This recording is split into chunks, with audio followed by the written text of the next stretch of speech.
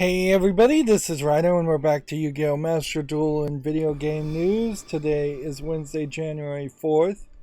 We ended last episode kind of abruptly as I had to go to the bathroom, so we have a little bit more to do today, and I would say news is actually starting to happen again. So everybody is off of their break, I would say. Don't really have a lot of daily quests, but I guess that's fine. And I guess we still have ranked duel stuff to play. Let's open a 10 pack. For the accountability section, I'll say I have made 2, maybe 3 episodes of No More Heroes. The episodes I'm making are super long, hour and 30, hour and 40 minute long episodes, just because there's no checkpoint system. There is a lot of rough in No More Heroes 1 that's very easy to have forgotten about and really just remember the good parts. Like, honestly, the game needs an abridged version. It needs a kind of mod of some sort that would just give infinite amount of money to the player. That way you could rush through in the first playthrough through the bosses fairly quickly and eliminate the open world side mission stuff that is just by far inferior. But yeah, I'm playing that, and that's pretty much all I have been accomplishing. Still coughing a lot, still having a lot of back spasms, and just getting very distracted.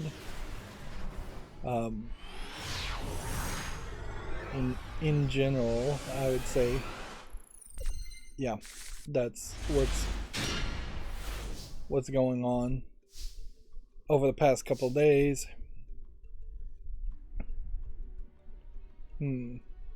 Feel like there's something else that I should be talking about in the accountability section, but if there is, I can't think of it. Like, CES, I guess, is technically happening, but at this point, I don't pay any attention whatsoever to CES. It would be nice if there was like new technologies coming out that were somewhat useful, like but video game related technologies, I think, are for the most part going to be stagnant.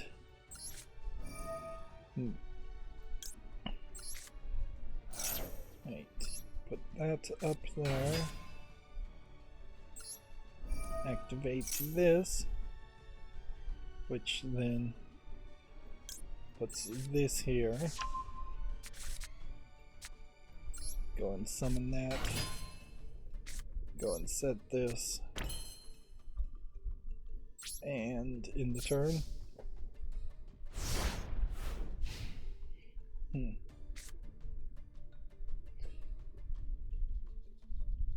Let's see. We didn't get to GameDeveloper.com articles last stream. There's one here.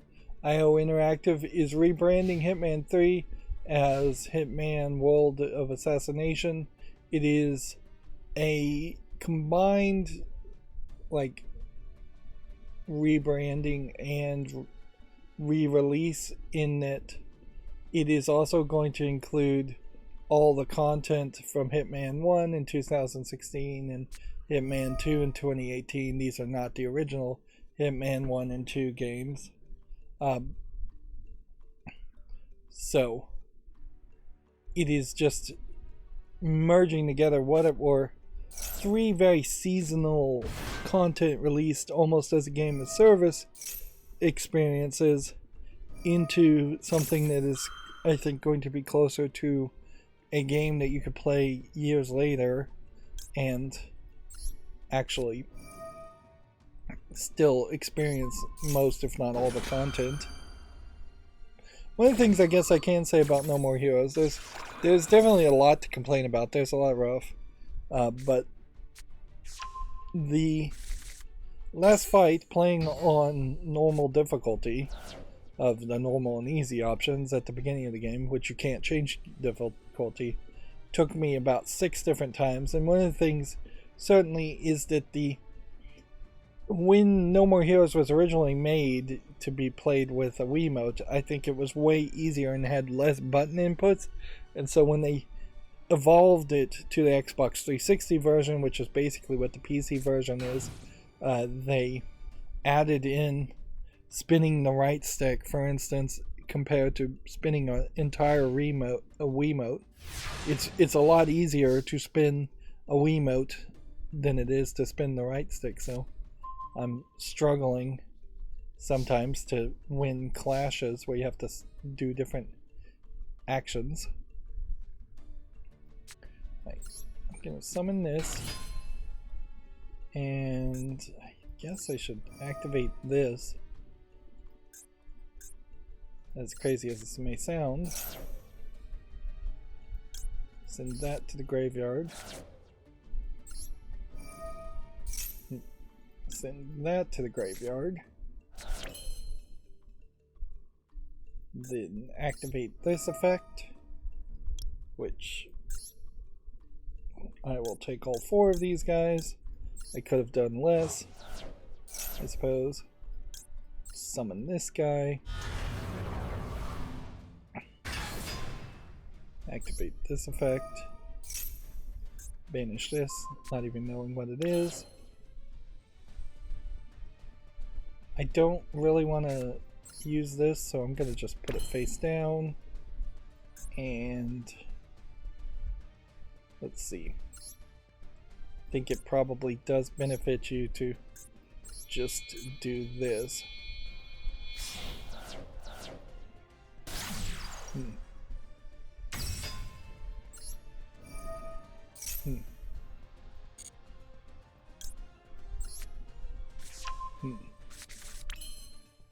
Yeah, because now I can activate this effect, toss this into the graveyard,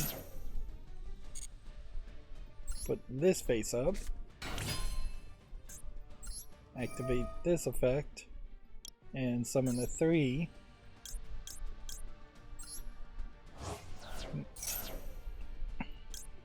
Let's go and grab this, activate this effect, get rid of this. And I could summon a 4, but honestly I think this is much better setup. Does this win the game for you in one turn? No, but it devastates, certainly. If he didn't have anything in the graveyard, he would have lost this turn.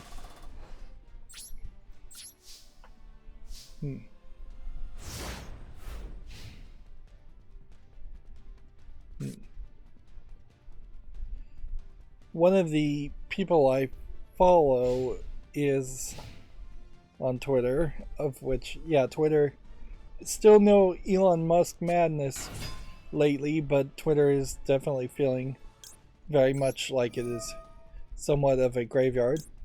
I did see the Quartering, who is kind of knee-jerky and clickbaity and right-leaning, certainly, attack Mastodon as being a safe haven for illegal child content, let's just call it that, which at a certain level, because it's federated in the sense that there is no single authority, thus it would be very possible, if not impossible, very difficult, if not impossible, to curate any content on Mastodon servers. So yeah, in the same way that like the dark web and the deep web are not controlled by anybody, it is a wild west.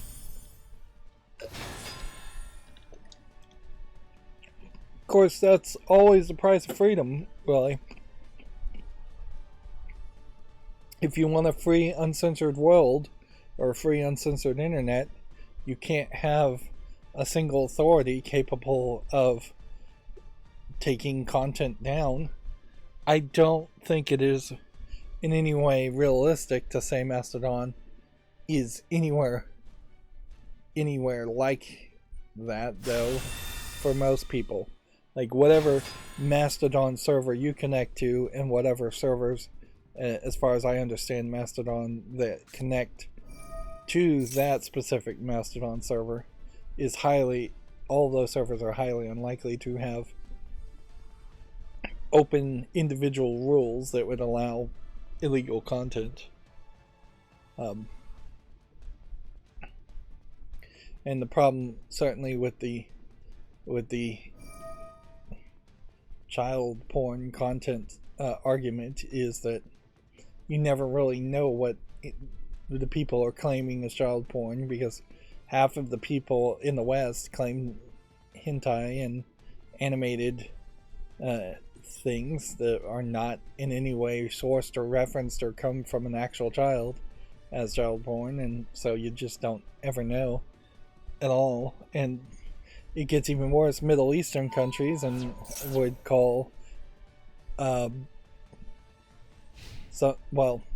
some countries certainly would call like a 18-year-old in a bikini child porn, or 18-year-old not in a burqa child porn. So it's like, you basically have to look at the images to even begin to have an idea personally whether what they're talking about. And nobody wants to do that. Am I making any sense here? No, not really. Probably not. Okay, we need something here, obviously. And we just got the other side of this deck.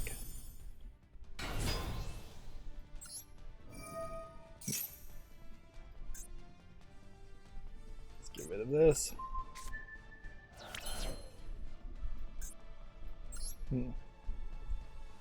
And then let's move forward. Anyways, before I got on that side tangent, this Play On UK is doing a giveaway with 2 days left, and you have a very eclectic collection of things they're giving away here. You have a PlayStation 5, you have Gungrave Gore, you have the horrible flop, and this is really what caught my eye, of the Saints Row reboot. And then I believe this game is called Dark, D-A-R-Q, if I recall correctly. So it's really just a random assortment. And one of these is definitely worth way more than any of these other things. Play On is a UK giveaway, so I imagine most people would not be able to involve in that.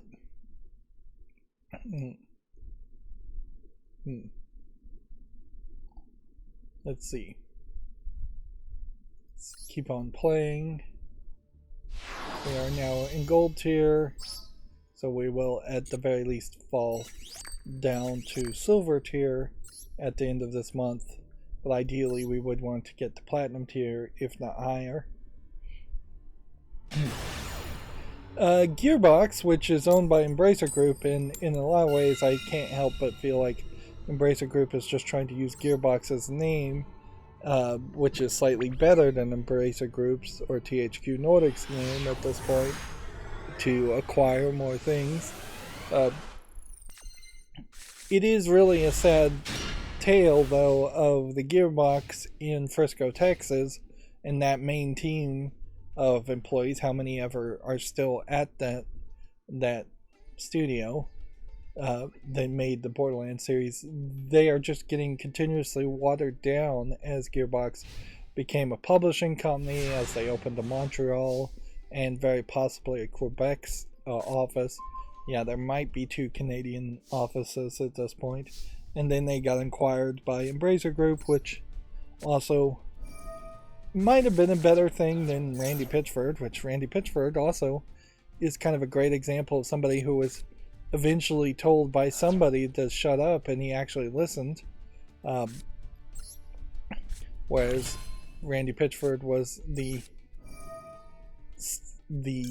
punching bag for at least a year straight, if not 2 or 3 years, of the internet for saying and doing stupid things.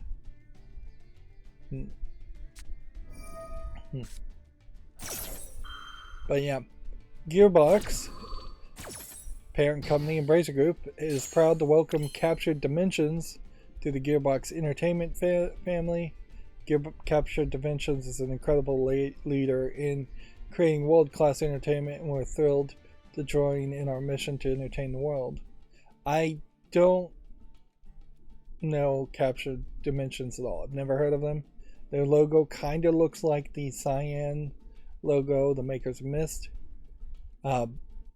They say entertainment instead of video games, so it is possible that they are leaning to use them more for movies or something like that. Interesting. I feel like I would have been able to do more, and yet it didn't seem like that happened. Connection failure. I did also tweak my router a little bit more. I'm going down the journey of just trying to stop connections from happening and adding firewall rules to say, hey, there's some devices here that think they can connect to certain addresses and there's just nothing there. And so instead of having them try over and over again, it would be better to just tell them to quit trying and send a reject signal instead of a drop signal on the IP tables firewall, as long as it's internal traffic. And in part of that, it does seem like the Tuya devices, of which I have quite a few of these smart devices now installed, they seem to be communicating on the same port as internet relay chat. So I don't know if that is just because they're using MQQT or MQTT, whatever it is. Maybe that is in part based off internet relay chat, or they're just using the same port. But yeah, the actual press release here says that it is a Texas-based 3D scanning and capture company, so they just are acquiring the company they probably were already working with, Captured Dimensions. The fact that this is a Texas-based company does give some bolstering thought that they are, the Frisco, Texas office is still going to have some validity and not get shuttered and shut down. Apparently Captured Dimensions is a 10-year veteran, and they've worked on movies for 20th Century Fox, Lionsgate, Sony Pictures, and Netflix, and several titles, both for 2K and EA Arts. It's important to point out also that Borderlands is still owned completely by 2K, so the fact that Embracer Group and Gearbox are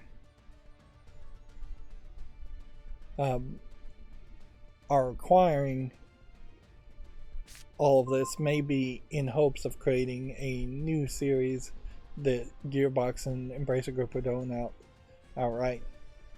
The person in charge of Captured Dimensions, Jordan Williams, is going to report directly to Randy Pitchford, which, yeah, he's still around. They're calling it a merger. I would definitely call it an acquisition. There's no such thing as mergers of equals, really, ever in any merger, but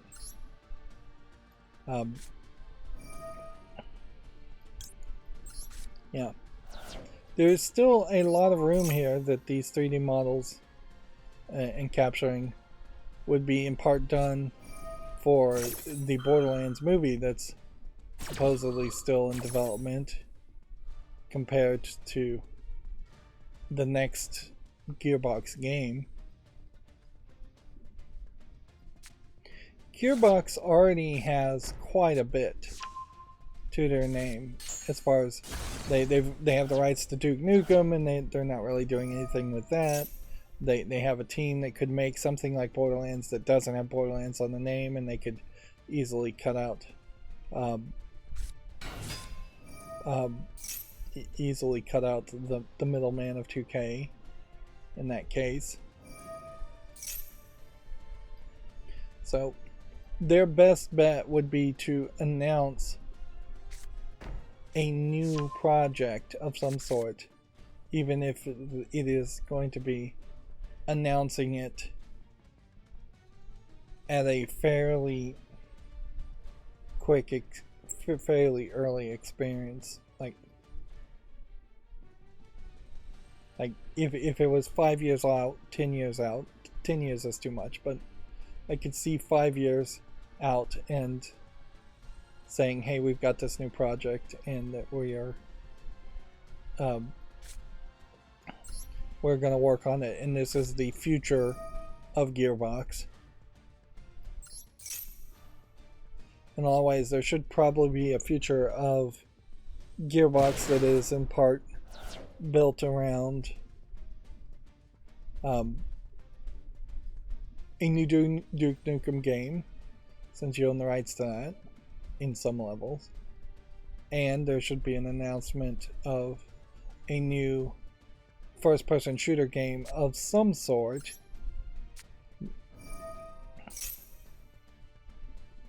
I'm just gonna try. I'm about to lose because I've run out of moves. Could also do this.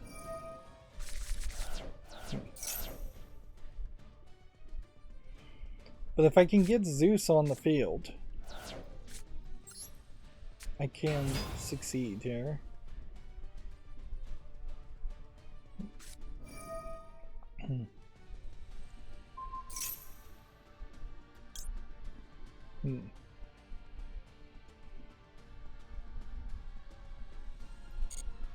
Yeah.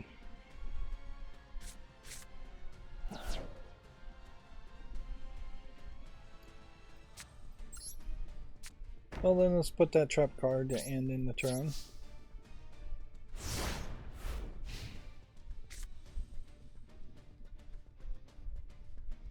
I'm trying to move around through all these tabs and figure it out. I feel like at this point any Christmas game shouldn't get a YouTube short. It's just going to come out 2 or 3 months later.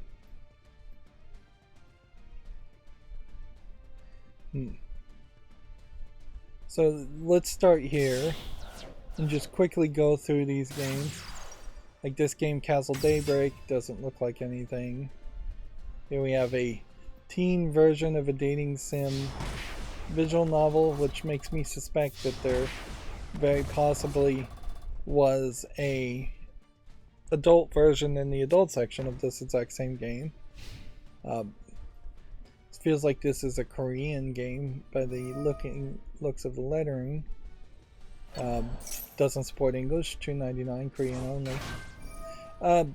There is a Netflix added a Chinese anime clone, as it were, that's only Chinese language and obviously made by Chinese people. And I tried to watch that, but very quickly the way the comedy style was on it leaned heavily into gags that would require you to be a native Chinese speaker to really fully grasp, which that's true in most comedy, is that if you're not a native speaker of the language, you're going to have a really hard time following along, or you're going to need a dub. Honestly, if it had been dubbed, it would have probably been something more that I could have put more time into.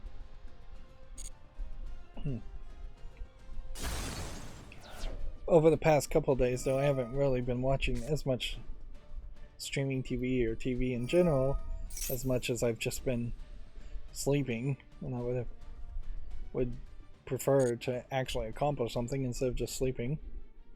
Burning through games here, though. These are games that came out on Steam that we're looking at to see if they have any level of quality that might give them a chance to be on the fall list. I'll give this one a chance, and or get a YouTube short as something worth looking at. YouTube shorts and early access games, I guess, both do get on the fall list. Let's see. Alright, well, let's just activate these spell cards since we're doomed.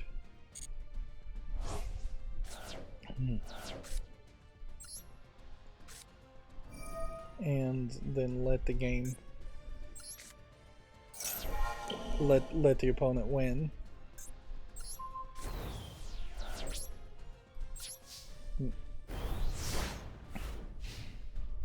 See what Axiom is all about. Axiom has a nice thumbnail and a nice name to it, but visually doesn't really offer anything else on the screenshots. Mecha Blade looks like it's a old school 8-bit RPG game. Maybe not actually made an RPG maker, but definitely similar to those types of games. Lucky Goal looks like nothing. Gorilla Tag looks like nothing. We still have a significant amount.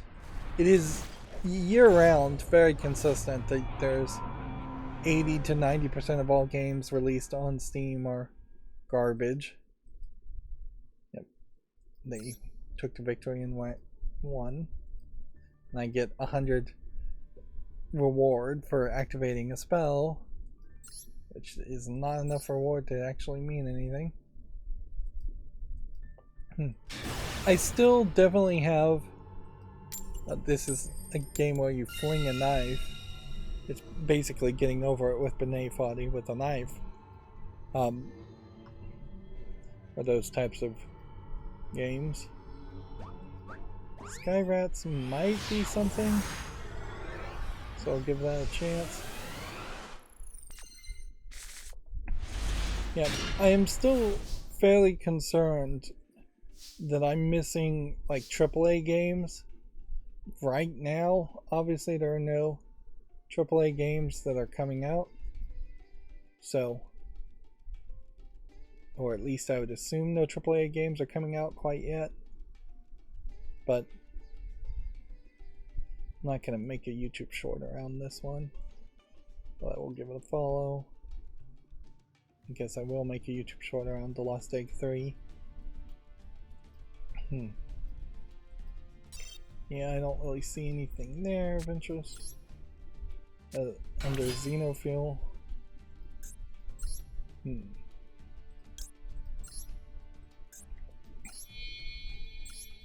What I would really like to know, and I probably could find this out fairly easily, is what is the release date that has been announced right now of something that is either a AA or AAA game, something that isn't just going to be released with no advertising at all, like most of the games that come out on Steam.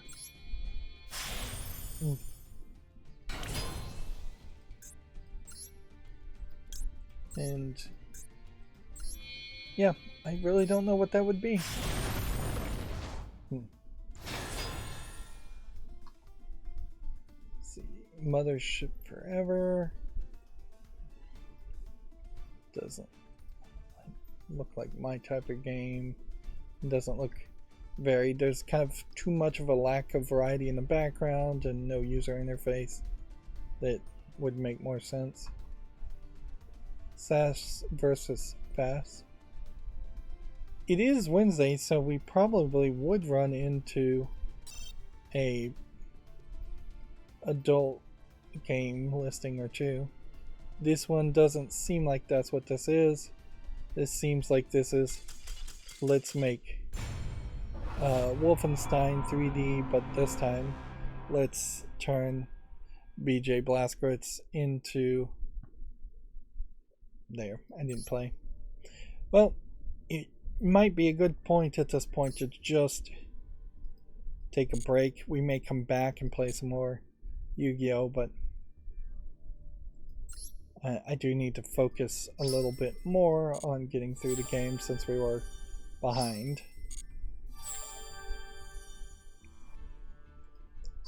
Yeah, the irony of the last stream is that it ended super early because I needed to go to the bathroom, and it also got a lot of views and a lot of watch time.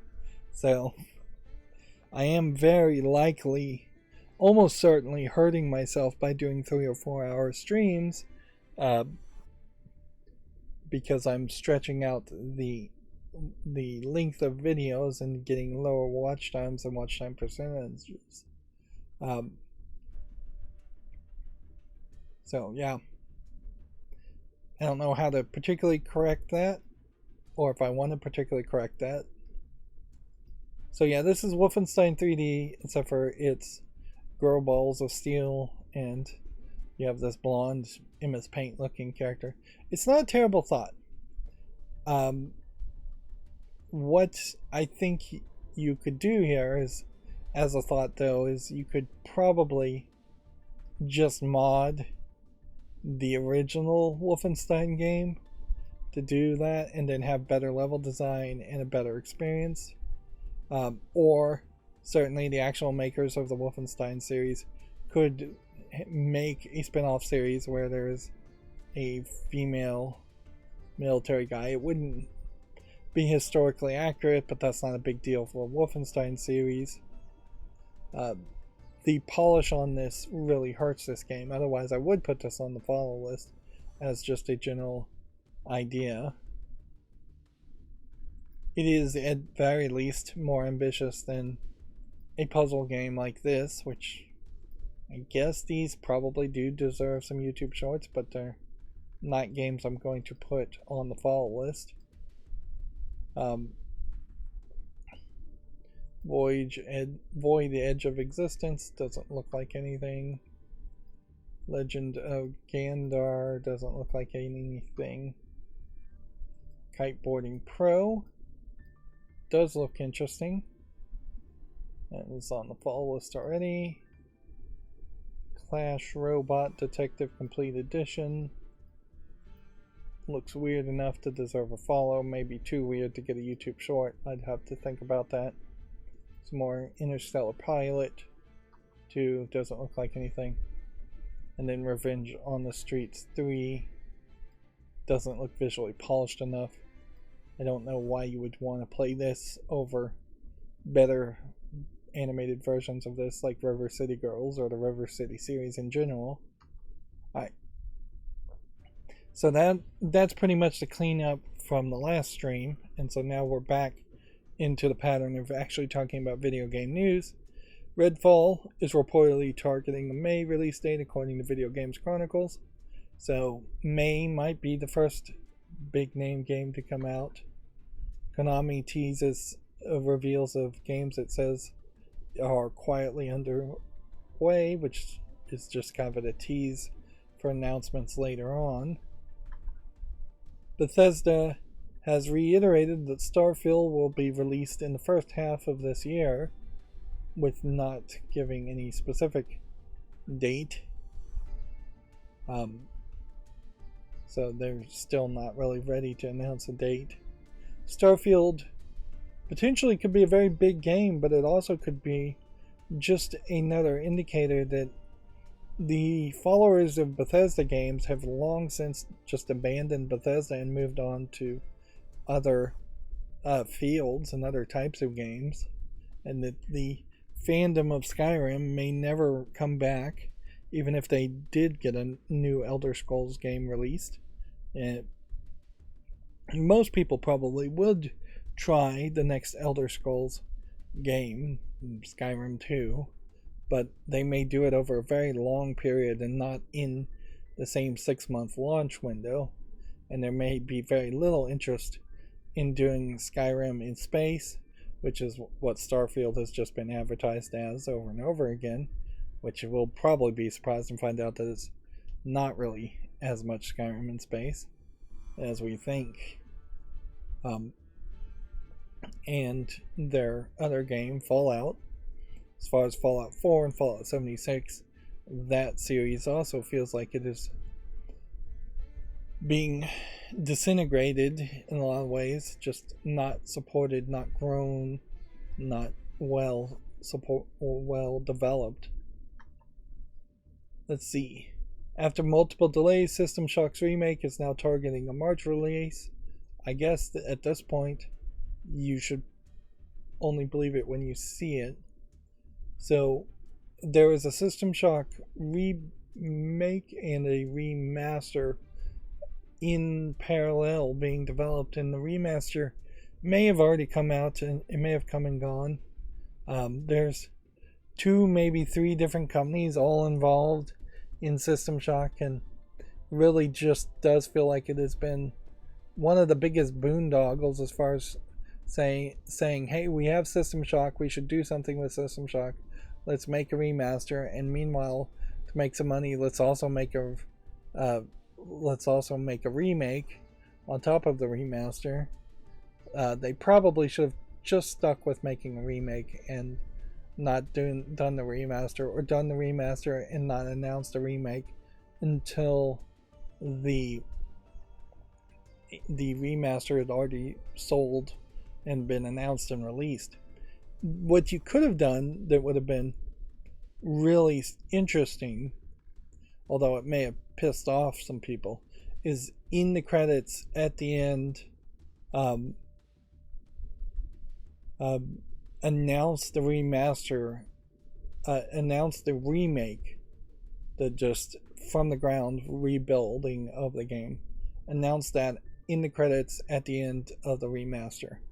So you play the remaster, you have your fun, and then they say, surprise, we're actually going to make a remake. That would probably piss some people off, but it would also be like you're getting the announcement early. It probably would also be nice to make some promise of extra exclusive content if you own the remaster in the remake.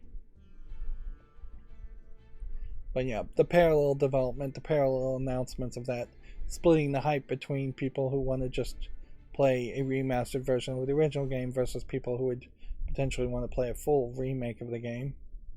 System Shock also has been poorly developed and supported in the sense that the ideas and concepts of System Shock are then put into Bioshock, where at Bioshock 1, 2, 3 have been made, Bioshock Infinite has been made, and the Ken Levine, I think it's People Can Fly is his company, they just announced their new game, Judas. So there have been 3 games and 1 new game that's been announced that have evolved the Shock concept as far as games. The having a weapon in, having magic on one hand and a weapon on the other hand concept. Like, almost certainly there should have been a remaster of System Shock 1 after Bioshock 1 became a huge success. That there should have been a rush at that point, and it very possibly was being argued over in the courts as to who owned the rights to System Shock at that point. But yeah, they had there been a remaster after System Shock, after Bioshock 1 came out, and then over the years they were working on a remake between the remaster coming out after Bioshock 1 and the many years between Bioshock 1 and Bioshock Infinite, they would have been in a much better position as far as advertising and getting free advertising on the back of Bioshock. Let's see, January's PlayStation Plus monthly games are now available. Jedi Fallen Order, Fallout 76, Axiom Verge. I heard some other YouTuber talking about how these PlayStation Plus offerings are just not anywhere as good as Xbox Game Pass offerings are.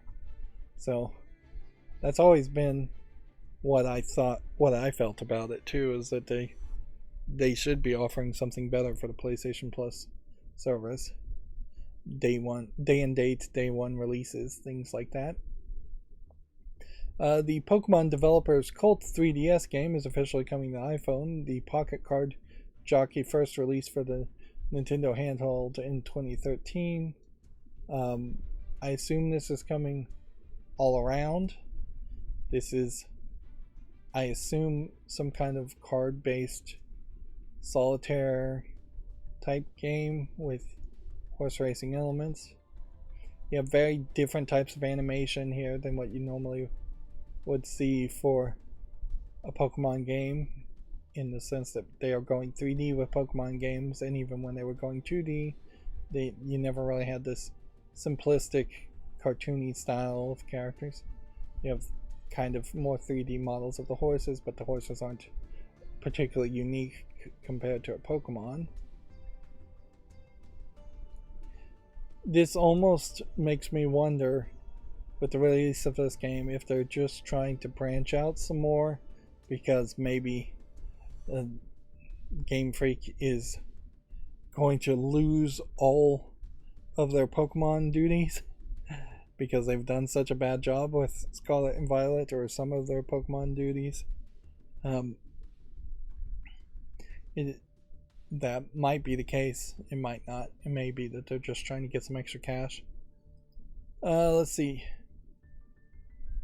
A rally and racing car game star Ken Block died in an accident. I heard people talking about this online, but I don't really know this person. I'm not sure. I guess he appeared in multiple Dirt and Forza titles, so he does have a connection to video games. Is this the guy who was run over by he was riding a snowmobile on a steep slope when the snowmobile upended and landed on top of him? So just like a freak accident, very possibly driving too fast or too dangerously on a snowmobile, thinking it would be similar to the cars he drives, but that is pure speculation. Nobody knows what he was thinking. Yeah, just a freak accident. At the very least here, this is the first obituary out of probably the last 50 we've seen, or announcements of a death after the past 50 we've seen around people involved in video games, where they actually say how the person died. So often it is left to your imagination, and I have to just assume a lot of the deaths are COVID related, or suicides. And I definitely would like to see more death announcements where you get details. They don't have to get into super details. 3 sentences really here, 3 or 4 sentences is more than enough. I seriously doubt Forza and or Dort are going to change much in the future because of his passing. They'll probably have an in memoriam or something like that, or remove his likeness out of respect, something like that, but that's probably it. We already talked about how the Hitman games are being combined as a world of assassination. From January 26, content from all 3 games will be available via the same hub. What's interesting here is, I guess, if you own Hitman 3, you get a free upgrade to Hitman World of Assassination on all platforms. If you don't own Hitman 3 and own Hitman 1 and 2, I suspect you're not going to get that free upgrade.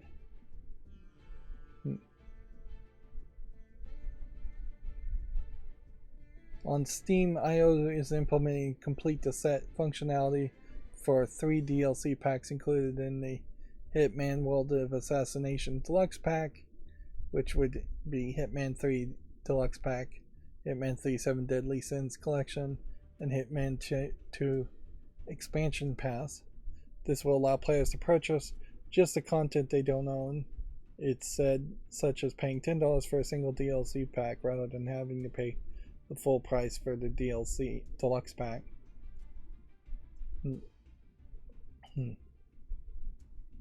So yeah, it's a complicated thing, obviously, and they're not making it super easy because there's still a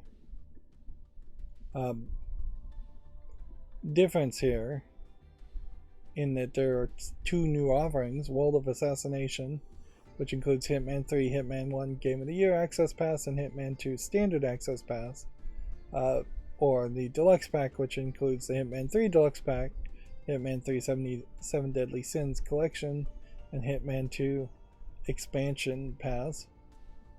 So, unless the Hitman 3 Deluxe Pass also includes everything here, it feels like you very possibly are going to still need to buy this game at $70 and this at $30. Now, you also run into a problem, certainly, as far as just, do you think the 3 Hitman games really are worth $70 combined, or $100 combined? Possibly $100 combined, and they probably are, but also you've probably been overpaying if you had already purchased Hitman 1 or Hitman 2. In a lot of ways too, I imagine the Hitman reboot series has gotten more hype from mainstream video game critics than it really deserves, because it is one of those games that people can play for just a few hours and get a lot of enjoyment out of and then abandon, which is what video game critics like to do, mainstream ones do, because they want to move on to the next game. Video Games Chronicles has an article here. NVIDIA unveils the RTX 470 Ti, which is out this week. This is like the CES announcements. I've already seen 2 tech YouTubers review this card to say it is particularly bad and absolutely not worth the price. The 480 Ti is the higher level, and it's way too expensive also. So yeah, now is really not the time to buy an NVIDIA graphics card that is a top-of-the-line 470 series.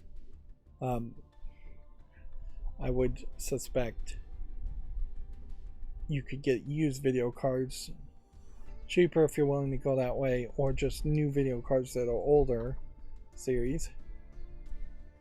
GeForce Now is being upgraded to the RTX 480, 5 times the performance on the Xbox Series X. The upgrade will roll out on the cloud gaming servers later this month, which, yeah, takes me a second here to even understand what that means. The streaming service GeForce Now, which most people probably forgot even existed, I did, is being given now 480 graphics cards in their servers instead of whatever was in their servers before as far as graphics cards. And I wouldn't be surprised if it isn't a slow rollout and that there are going to just be a lot of servers that still aren't going to use 480s, and that you would possibly not have a way of knowing or selecting a server that's using a 480. Many games on a cloud streaming service probably won't even benefit from having a 480 graphics card in the server.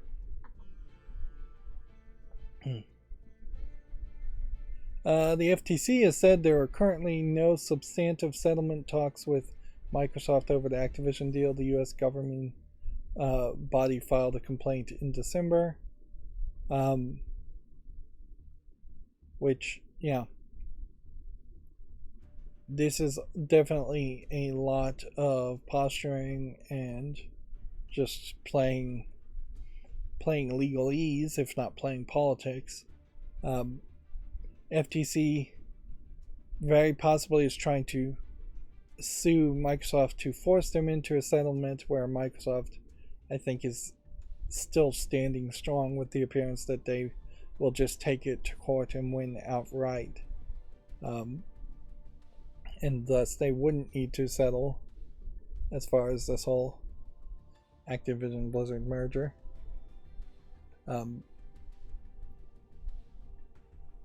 Yeah, there's not really a indication here what the FTC wants to particularly settle on, because Microsoft has already done the whole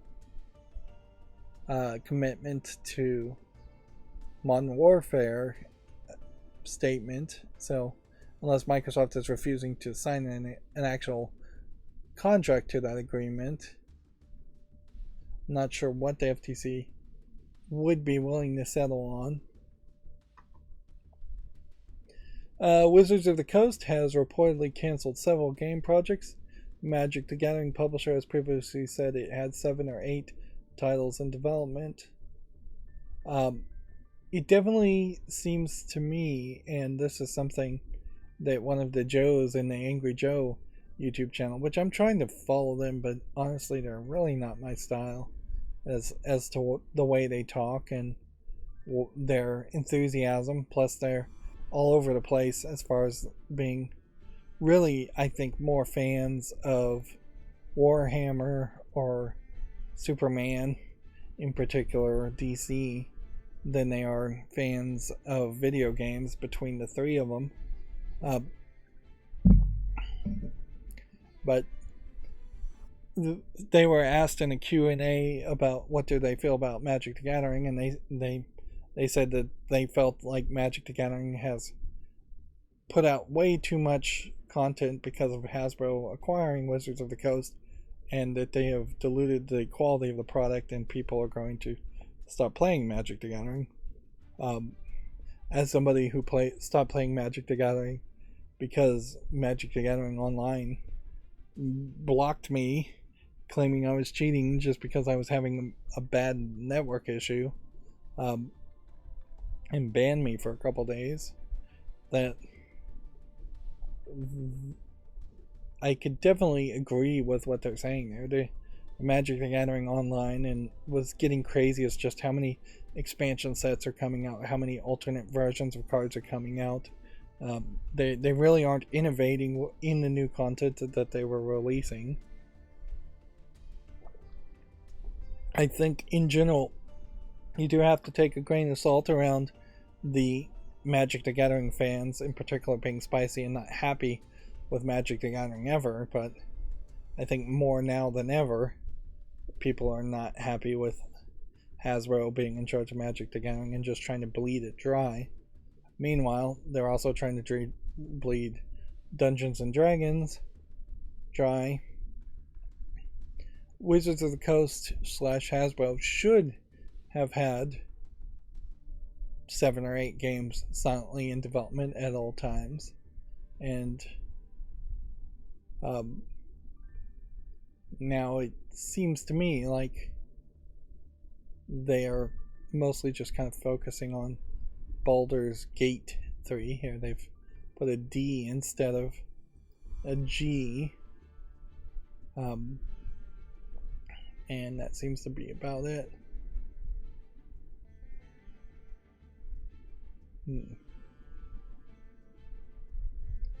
Yep.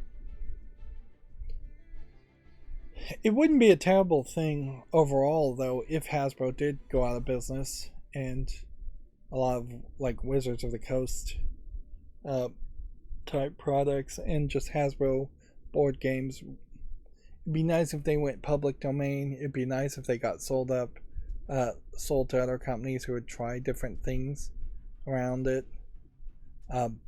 you could see a mega corporation like Walmart or Amazon owning the rights to board games and then having kind of like 3D printers and just big cardboard printers in their factories and their shipping facilities to make incredible short runs of board games. And honestly, Amazon.com or Walmart really wouldn't even need to do that. They could just have 2 or 3 copies of a specific board game and not have the massive amounts of those types of games on shelves in stores. But yeah, the digital aspect, the video game aspect of turning Hasbro board games into video games has never been done well. And Wizard of the Coast and Magic the Gathering still have big problems. They need to also, in my opinion, as far as Dungeons and Dragons and Magic the Gathering, need to embrace some level of technology, as both of those games are fairly complicated, and just having some flash on it, something electronic to make it look cooler and just keep accounting of some statistics would be useful. Moving on, an analyst says they don't expect a next generation Nintendo console in 2023. A lack of announced games following Zelda has led to speculations about the Switch successor. I would disagree with that. And frankly, analysts are just people who are making guesses, maybe slightly more informed guesses. But particularly in the game industry, analysts are really just people making guesses.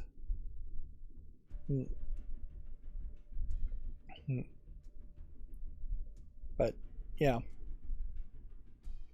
I suspect if you are getting somewhere around July 1st would be about the halfway point of the year.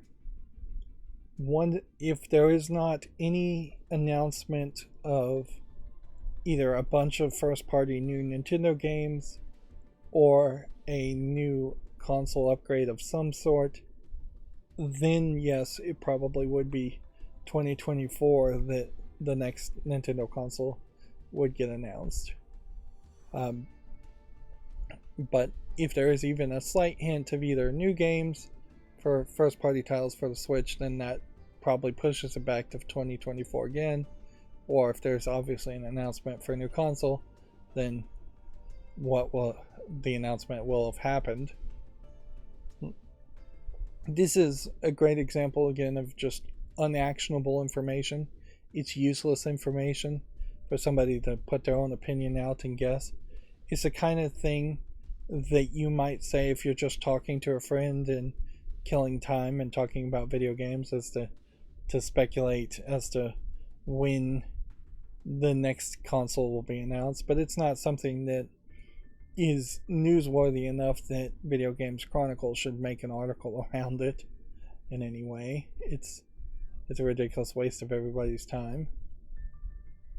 January's quote free games with Amazon Prime Gaming have been revealed. 6 titles have been added to the list. Let's see what that is. It is... Do we have a text version of this or just pictures?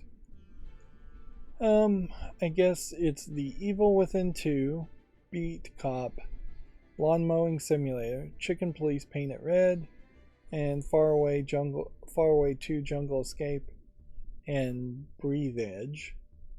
I don't think I've ever heard of Breathe Edge or Chicken Police or Faraway 2. I have played Evil Within 2. It's not particularly great, but it's alright. Beat Cop I've heard of, almost certainly. Let's see, Naughty Dog has also shared new concept art for its Last of Us multiplayer game. So now that they've announced that they are working on a Last of Us multiplayer game, it does seem to me like they are going to start trying to promote this. It's interesting, this is the HBO trailer for the live action TV series, and it's done up to look like the cover of Last of Us 1, but this face and this face are completely different from the other image, the way they looked in the game. So it's like you're looking at an alternate universe version of it. I won't show this trailer because they'll get content ID, plus the HBO TV series, whether it succeeds doesn't really affect the game series, and whether it fails won't really affect the game series. There was also talk that there's room potentially for more Last of Us games, which here we are here. Last of Us director on a potential part 3. Quote, I think there's more story to tell.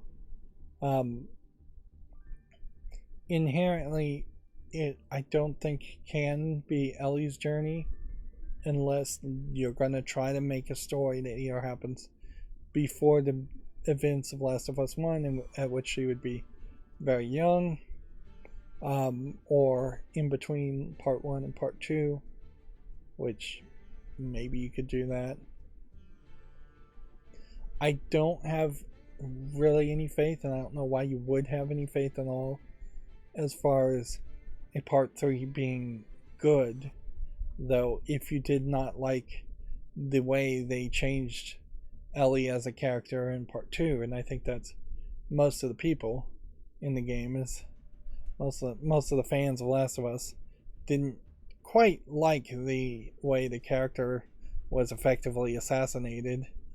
Ellie as a character was completely done poorly. So yeah, if you are going to make a Last of Us Part 3, it feels like you're going to have to have a whole new person, main protagonist. In a lot of ways, all The Last of Us has done on paper, if you would just write it down, is steal the idea of the Walking Dead Telltale series and just do it with better graphics, better gameplay, and after the fact. And still, I think the journey of the main girl protagonist in the Walking Dead Telltale series is longer and better than the experience of Ellie in part 1 and part 2.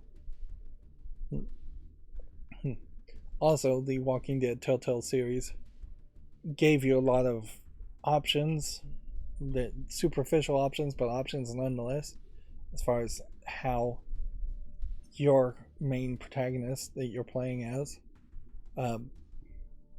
would react and what lines of dialogue they would say, which makes them feel more appealing. Moving on to the Gamatsu articles. Spike Chunsoft teases a large-scale title announcement coming soon, so this is just an announcement for an announcement. This is, I think, from Disgaea, but I don't think Spike Chunsoft owns Disgaea. They published Danganronpa. Interesting. You would almost hope that it's a new game and a new series. A new Danganronpa game would definitely satisfy fans of Danganronpa, but it would be like the 4th mainline game to come out. And they have a whole side game that's more 3D that they've already announced, so them announcing yet another large scale game is kind of surprising.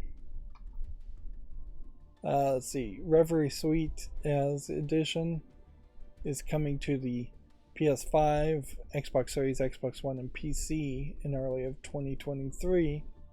Not the PS4 though. Maybe it's already on the PS4. Yeah, it's already was released for the PS4 and Vita in 2018. What is Reverie? Seems to be some kind of action adventure game.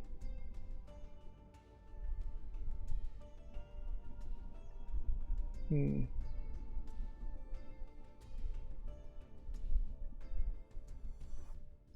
Yeah.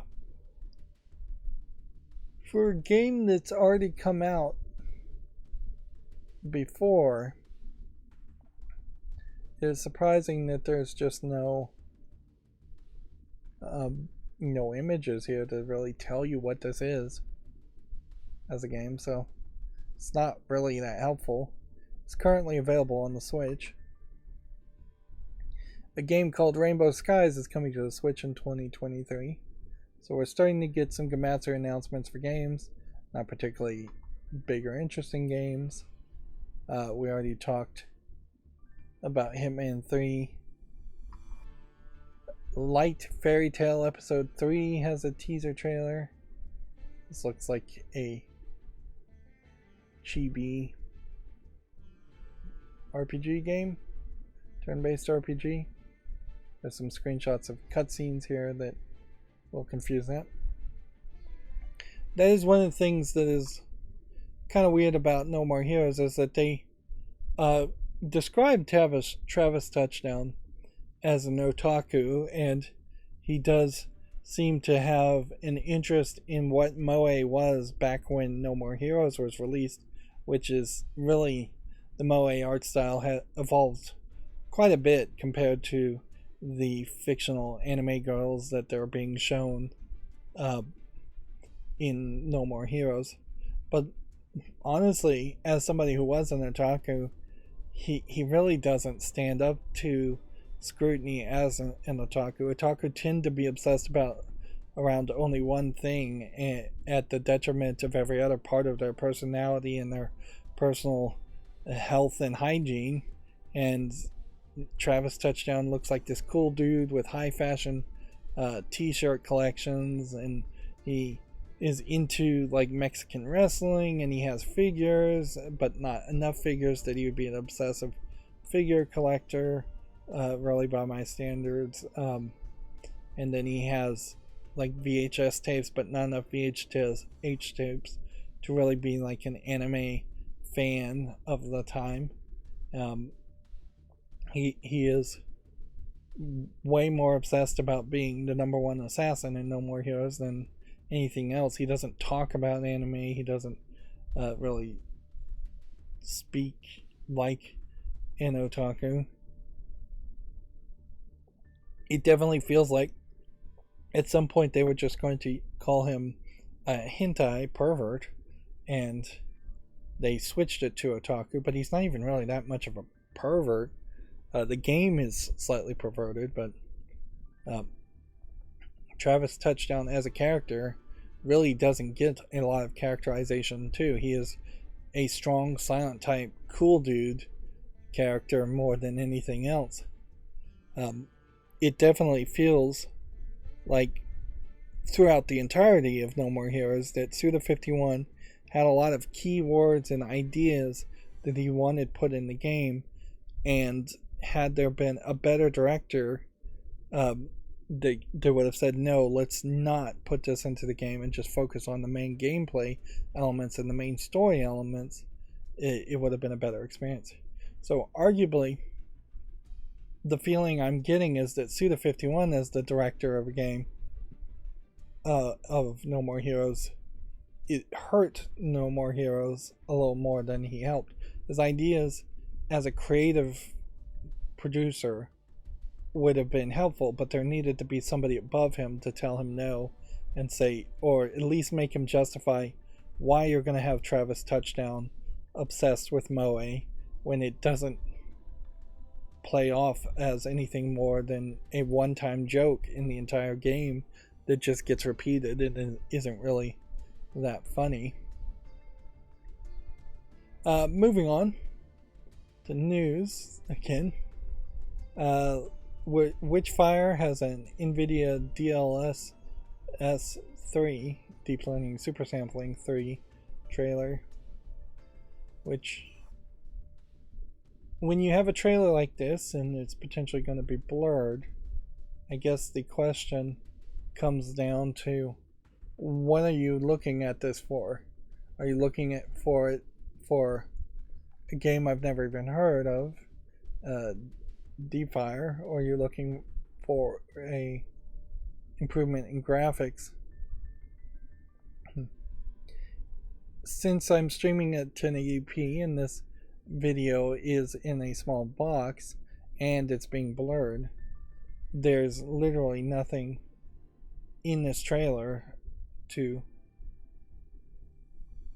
really see or get a good sample of. So you would have to just go to this page yourself to really get a good visual appearance on it. Deep Learning Super Sampling 3 is not even the big technology that people want. It will improve graphics somewhat, certainly. It is definitely an improvement, but it isn't ray tracing. And NVIDIA just announced a new technology called path tracing that's supposed to do like ray tracing, as far as just do even more processing and making the visuals look even more reflective and cool looking. And I definitely feel like they're going to try and milk ray tracing and come out with 2 or 3 new technologies that have tracing in the name that are going to be loosely similar to ray tracing, but yeah, we're going to have diminished returns fairly quickly as far as new technologies, and there really isn't a ton of new technologies that are going to be able to be invented until we have hardware that can actually implement it at a reasonable price. Like the whole nanite technology and Unreal Engine is more interesting in the long run to me than ray tracing is. If we can eliminate problems instead of creating new technologies that just adds content, that would be much better. No More Heroes on the PC, for instance, has terrible texture pop out and characters popping out too.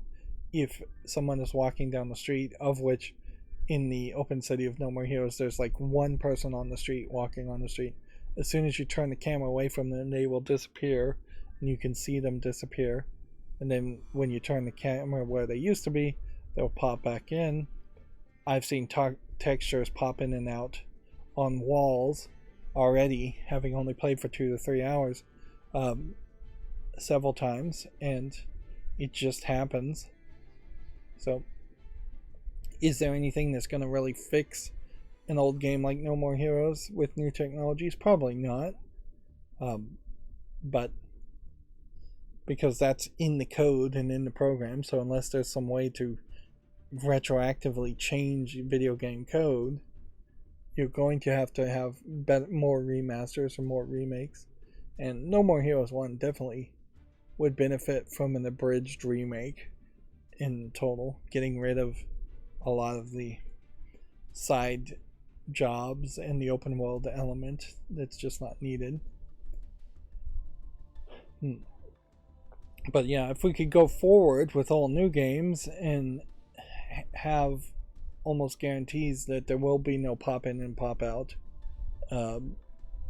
as far as new games, and we won't have ridiculous levels of detail on textures in which you have ugly tree becomes slightly less ugly tree, becomes kind of good looking tree, becomes sort of great looking tree, becomes greater tree, depending on how far away from the camera they are.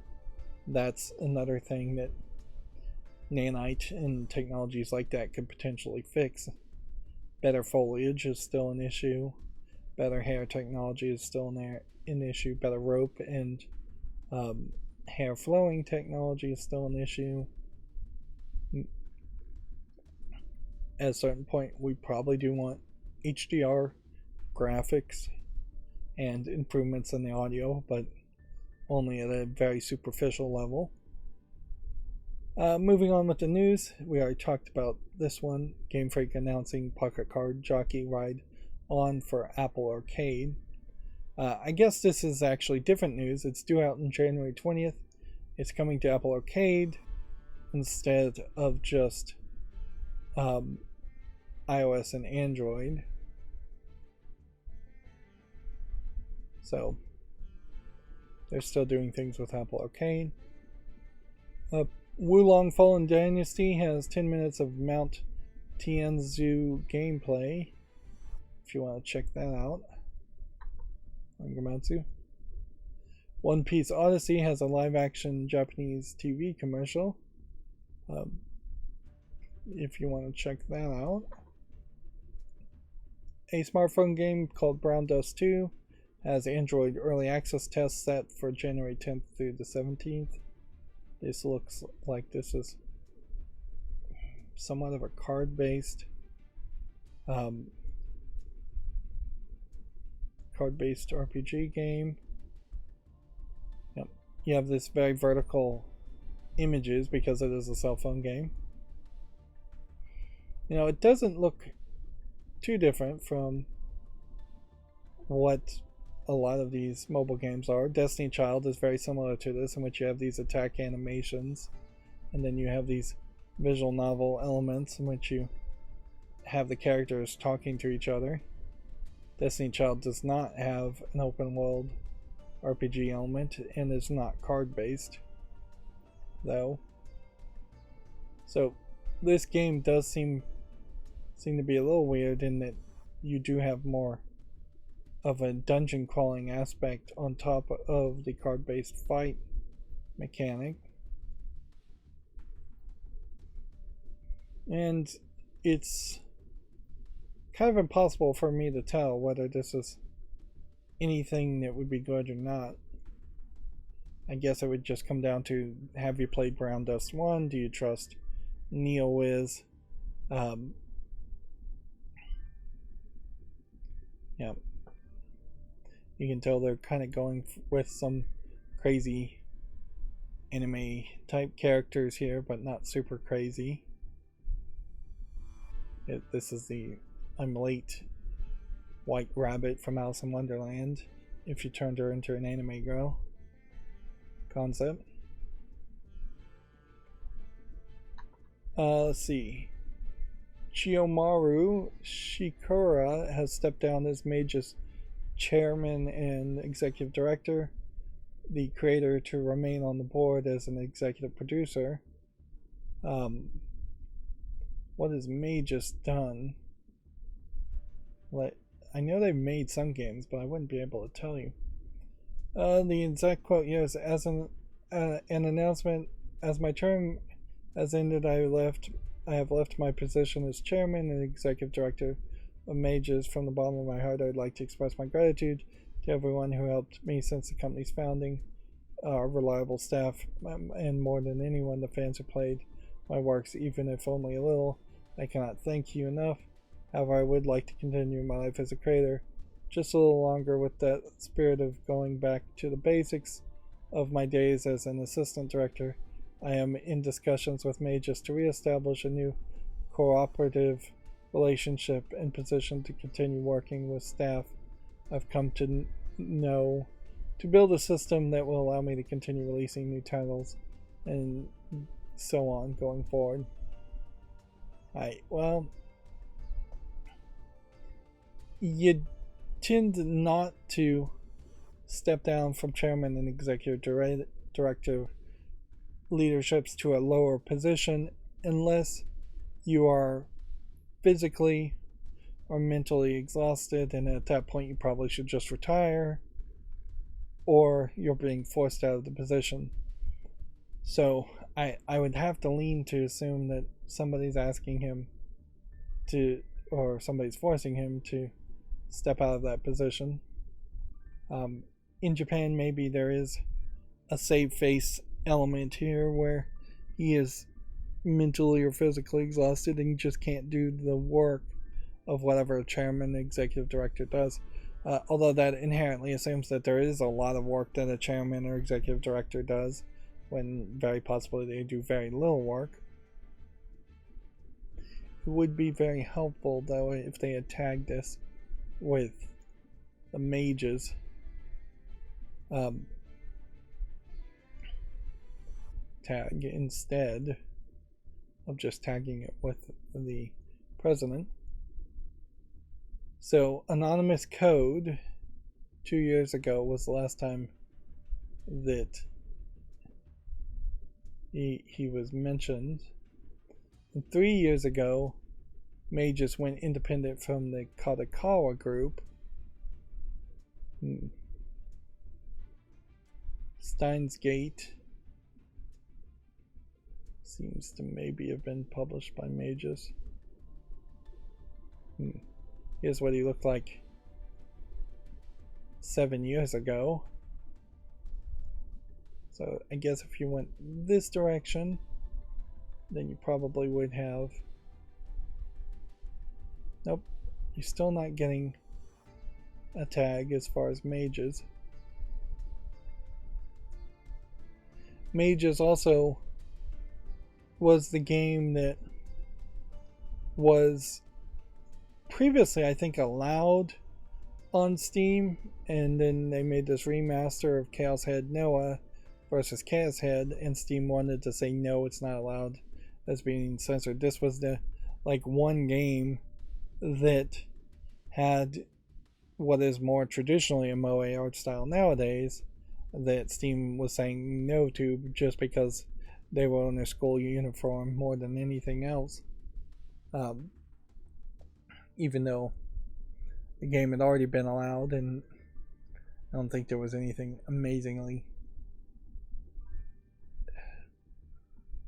inappropriate in Chaos Head Noah. There's violence and maybe a little bit of nudity, and that's it.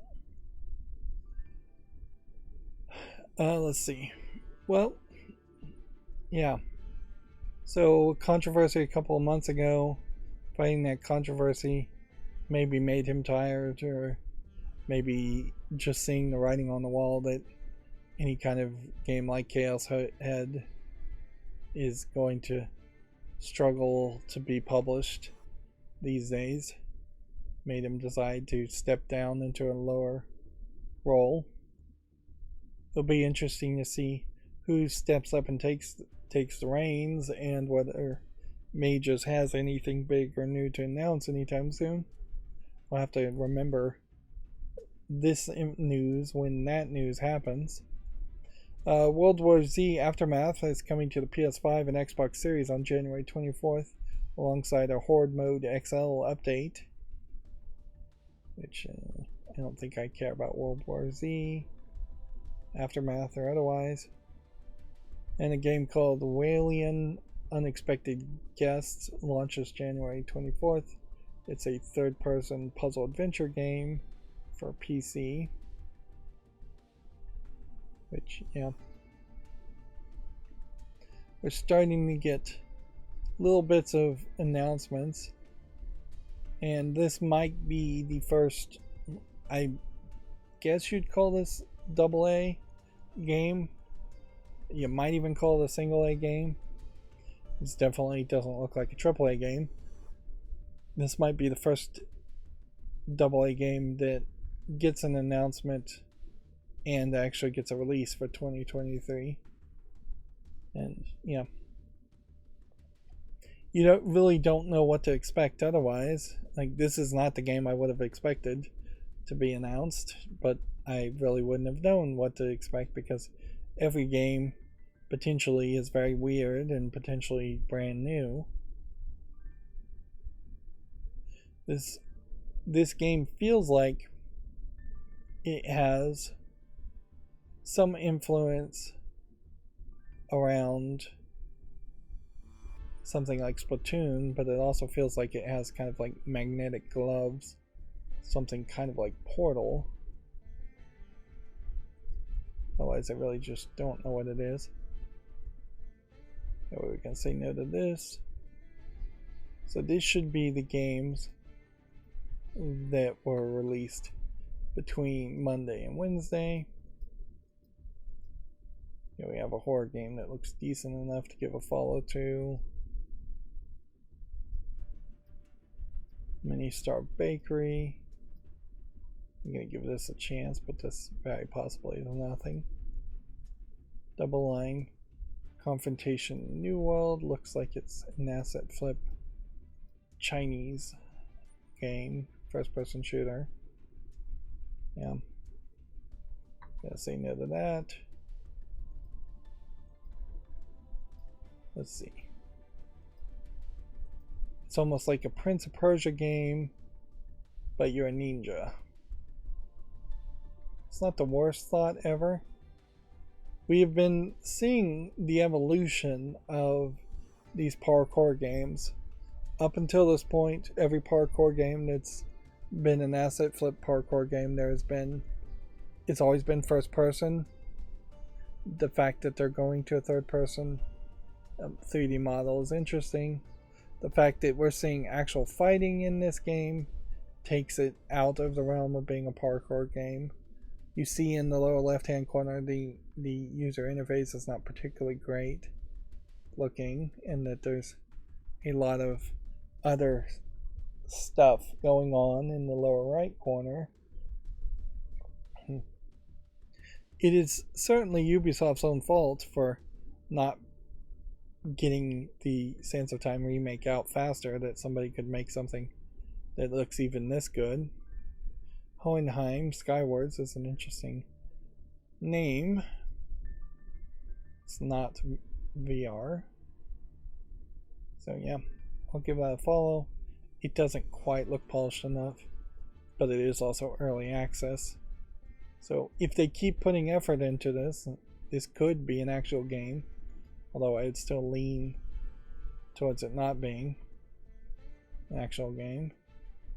We have an MS Paint dating sim garbage game. I feel like there was something like this that had already come out as far as scientifically accurate dinosaur mating simulator.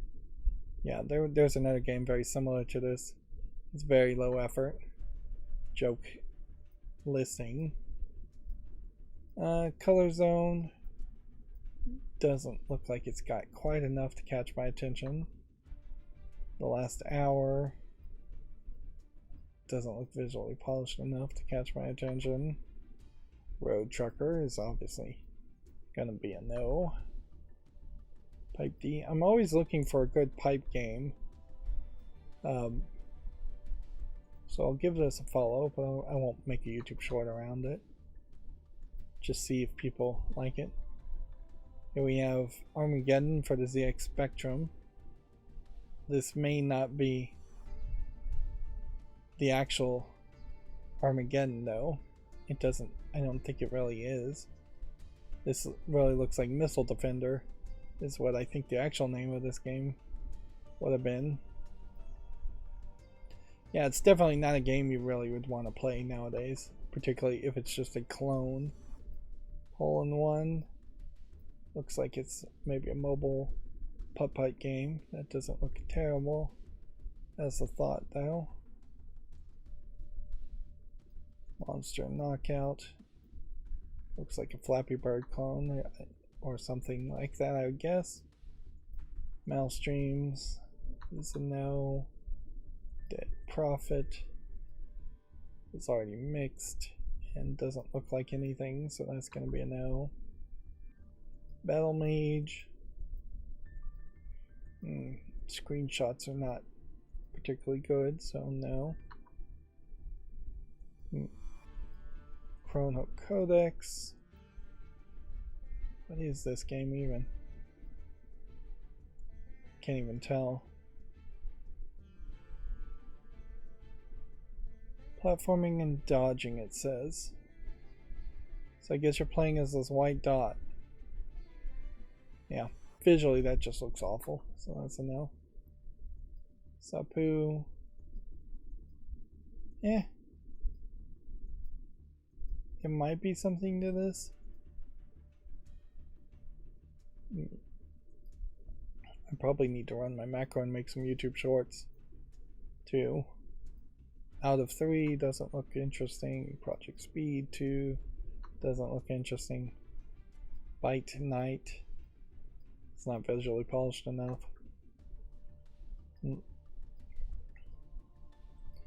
When is that Dark Souls, but it's an anime girl witch game come out. I forget the name of that game. That probably is coming out fairly soon. So you have a Propaganda Inc. game. I'll give this a chance. The idea of a like Fallout Shelter type, Tiny Tower type game, except for you're running propaganda.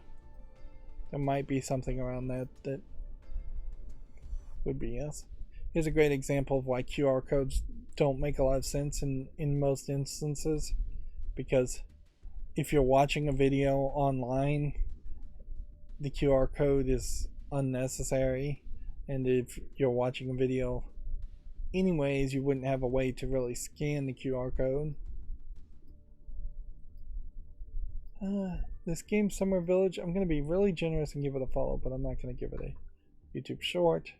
Yeah, we have yet another Backrooms game. We're still seeing these, but we're not really seeing a flood of these either. It's like one a week or so.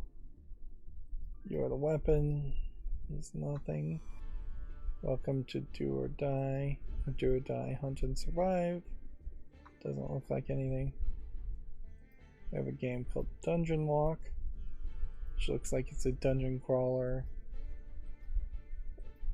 Very possibly a Chinese game. Nope, Japanese game.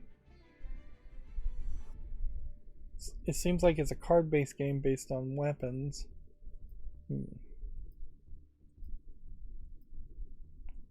It has a level of more polish than you would expect as far as the characters, but not much polish as far as the interface or the backgrounds or the weapons.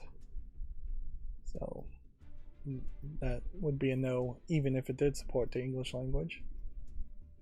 Village and the Witch. I'll give that a chance. Alien Space Cat. I won't give a chance to. Crystal Keeper. Yeah, I'm still trying to figure out a way to be faster through all of these games.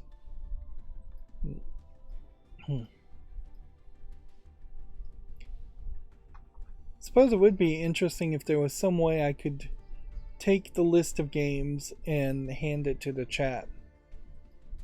But there really would be no way to do that. First of all, I'd have to be way more popular, and I'd have to have way more people on the chat first, always. You'd have to have a guaranteed at least 100 people on the chat. And then if I was going to give a list of games and say, hey chat, go through this list of games and tell me which ones look interesting, that would be handing over a lot of decision making to random people, certainly.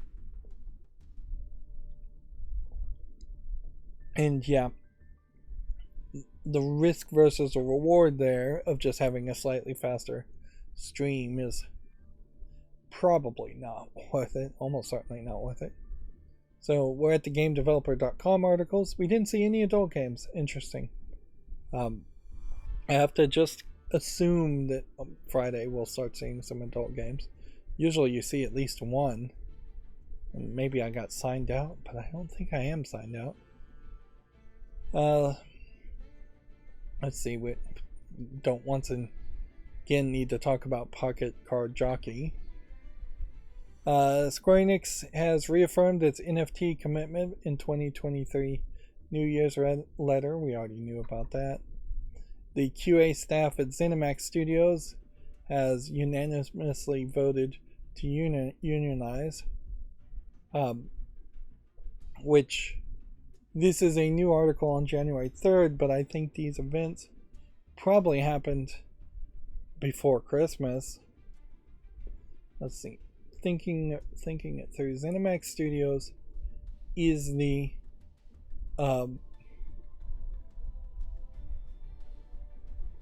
QA people at Bethesda. Yeah, Bethesda owns ZeniMax, I think, not the other way around. Yeah. So yeah, that's That's interesting information. I don't know if it isn't just the end of the story. Of course, GameDeveloper.com will try to push pro-union messages more and more because that's what they do. But until the union actually does something, starts negotiating for a contract, or goes on strike, their actions are going to be fairly subtle and not public. So, yeah. The best case scenario, if you're going to try and make this story continue, is that you would try to ask in a month or in a few months or in a year how the QA people feel the union is working for them. Try to get like a feel-good piece around that. I don't know if they're going to immediately try and negotiate for a better contract, or if there's some kind of contracts already in place. They would take them a year or two to negotiate, do their first type of negotiations. It's not super uncommon for unions to negotiate a fairly weak contract the first time around and then slowly push for more and more, although anti-union businesses also use that to their advantage and potentially try to shut down or have hiring freezes for years, if not decades in a row. I wouldn't be surprised if ZeniMax all of a sudden has a hiring freeze and they don't hire any new QA people at all, and they try to sneakily hire third-party companies to do QA somewhere else outside of the United States. Or I also wouldn't be surprised if ZeniMax in general just stops making games. The winners of Valve's 2022 Steam Awards were announced. I don't think they're super relevant, but it is informative to at least know from the fan voting who won what.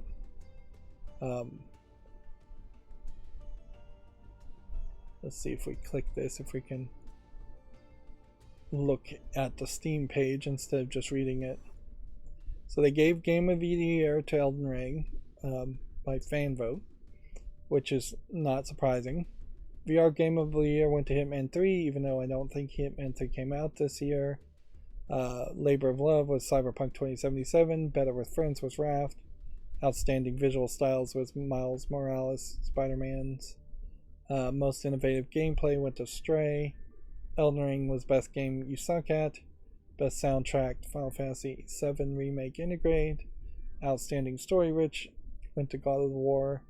Sit Back and Relax went to Lego Star Wars The Skywalker Saga, which I like that they Lego Star Wars won something. And then Best Game on the Go was Death Stranding Director's Cut, which I guess maybe on the Steam Deck, Death Stranding Director's Cut is actually fairly playable. There's no real surprises here, nothing that I would disagree with or be upset with. I voted for Elden Ring. Elden Ring won amongst the small categories. It's 2 rounds of voting, so things you voted at the very beginning wouldn't have inherently made contention. I voted for Bone Labs. Hitman 3 won. Wasn't like your vote mattered so much. Labor of Love, I went with No Man's Sky. Cyberpunk won. I voted for Raft, and Raft won. I voted for Spider-Man, and Spider-Man won. It would be nice if some of these other games like Scorn or Kenna Bridge of Spirits had won.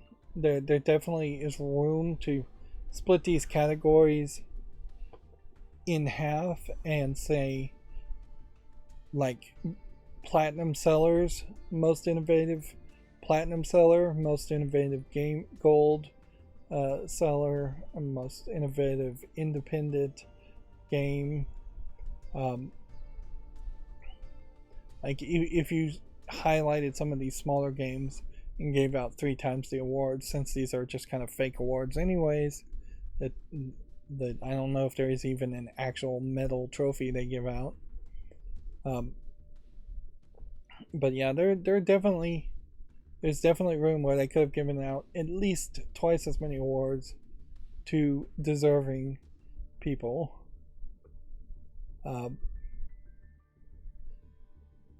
Marvel Snap notably did not win Game on the Go, and I would agree that it probably didn't deserve that. The Steam sale, winter sale, is still going on for a few more days, but yeah, I feel like I'm broke and I've spent too much money. And this apparently is going all the way back to 2016, which that's interesting that you can jump all the way back to 2016 and see where this started. Yeah, they definitely were emphasizing the idea that there was an actual trophy that they were giving away, whereas they abandoned that this year, obviously. But yeah, I don't think there's actual awards that are given. They were still doing it in 2017, and in 2018 they went to very different visuals, but they're still emphasizing the awards as far as having a Steam logo on them.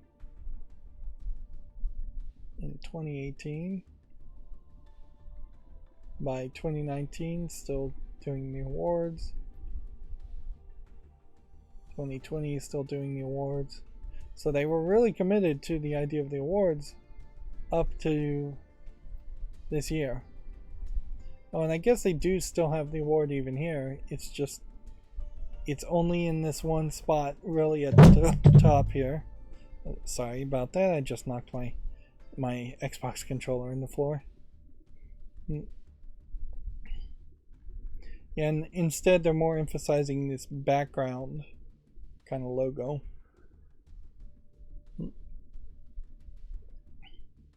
Yeah. Mostly though, I am just left with the impression here that you should let's see. Now closing a bunch of tabs I opened up because of the way things popped open there. Yeah, there's definitely room to label something as a single A game that sold less than 100,000 copies. Try and promote some of the smaller games instead of just giving out awards to the biggest ones ever.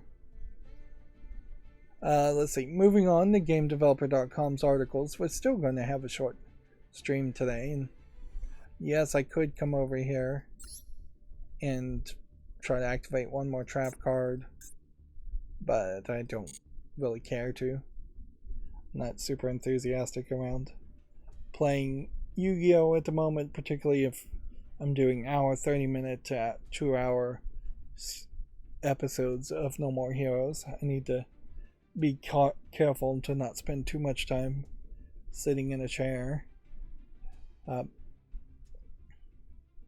YouTube has restored the video on the canceled Zelda game after Nintendo tried to do I don't know if it was an actual DMCA strike.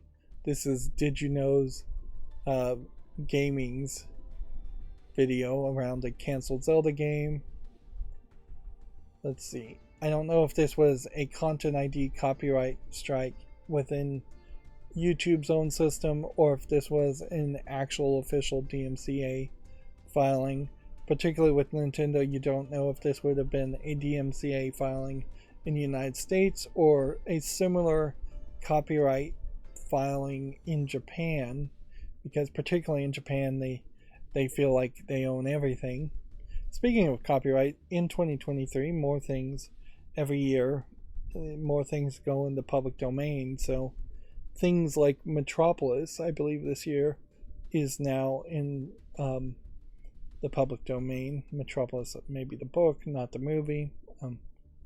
You would think with things known to go into public domain, people would be working on remakes or new versions of those movies, but I heavily doubt that we will see a new Metropolis movie coming out anytime soon.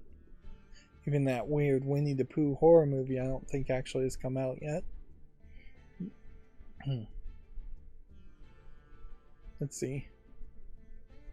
Yeah, they say Nintendo did a DMCA takedown against Nintendo, and he was willing to take the risk of getting a content ID strike because he had a very good case in this case. Because A, it was fair use under the idea of news reporting. B, the content he was showing wasn't likely copyrighted in the first place, or talking about wasn't likely copyrighted in the first place. And even if it was copyrighted, fair use under educational and news reporting exemptions would have stood up in court. So he put the counter takedown into it, and then Nintendo would have had 10 days to really take legal action against him. Now, I think theoretically, this doesn't stop Nintendo from maybe taking legal action at a longer date. Like, I'm not sure that there's anything that really stops a company from putting a DMC takedown in at YouTube and then not responding after 10 days, and then a month later doing another DMCA takedown for the exact same claim, and having their lawyers ready that time to do something. Yeah, I feel like you could probably harass a YouTube content creator pretty easily with just constantly doing DMCA takedowns. And the way YouTube works anyway is if something is down for even a couple days, it becomes incredibly irrelevant to the algorithm. And so unless everybody goes and watches the Heroes of Hyrule video right now and comments on it and thumbs up it, which is about all any individual person can do, is just show a lot of love and support for Did You Know Gaming, which already has a lot of love and support. There's just no way that video is going to start trending again and getting more views.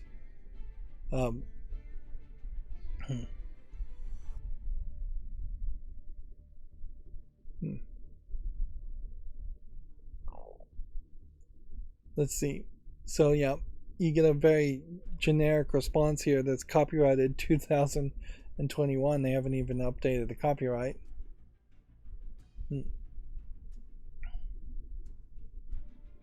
And yeah, he got a full-on copyright strike at that point.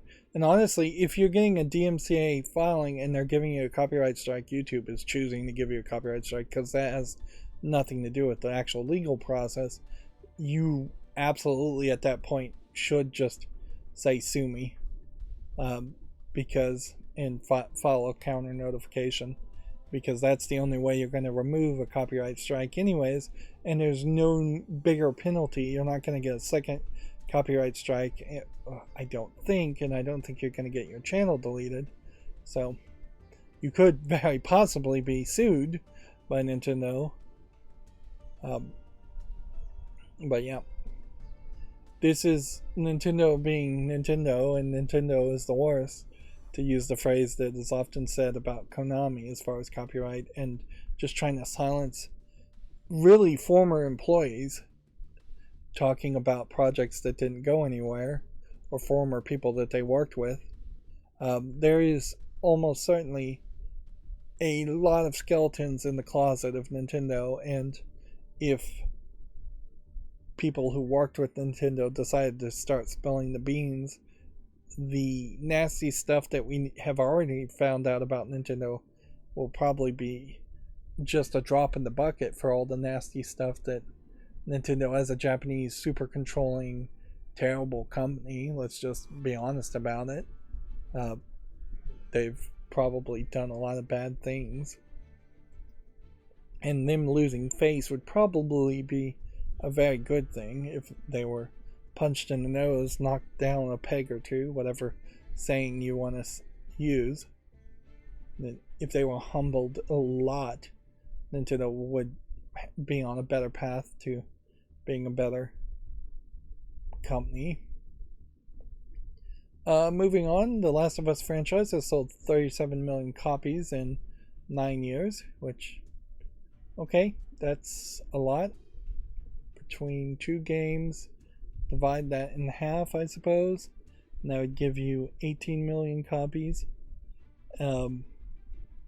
Yeah, that still seems like a decent amount, particularly when you know that the Last of Us franchise mostly was selling copies to people on the PlayStation 3 version, then who would have potentially bought it again on the PlayStation 4 or even the PlayStation 5 version. So there are definitely some Sony fanboys out there that have bought Last of Us on 3 different PlayStation consoles, or Last of Us 1 at least, plus buying Last of Us 2 on potentially the PS5 or PS4. There is Last of Us 1, I think, is on PC at this point, but I imagine that those sales are fairly low.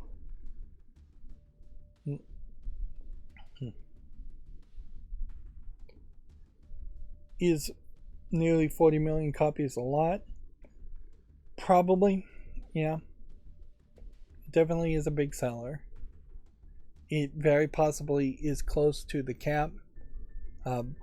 So I'd be very surprised to see if there's any one game that has sold 30 million copies. Like Last of Us 1 alone probably hasn't sold 30 million copies. And I guess the question would be, Minecraft is like the biggest seller, and I'd have to look up to see just how many copies of Minecraft have been sold. I wouldn't be surprised if it's maybe 100 million for Minecraft and nothing else. And even at that, Minecraft is not super popular at the moment. Wizard of the Coast reportedly canceled 5 games in development. We already talked about this. They don't seem to have anything really new to say there. And then we already talked about Gearbox acquiring the 3D tech company, 3D scanning company Captured Digital. What's funny here is you have no picture of people. You have a picture of a Gearbox logo that I've never seen before. That seems like it's just on the wall. And then you have Gearbox Entertainment, a heart, and Captured Dimensions. And that's it. Seems like they are definitely trying to de-emphasize any one face of the company. Alright, well, let me see if this is a adult game or not as far as the screenshots.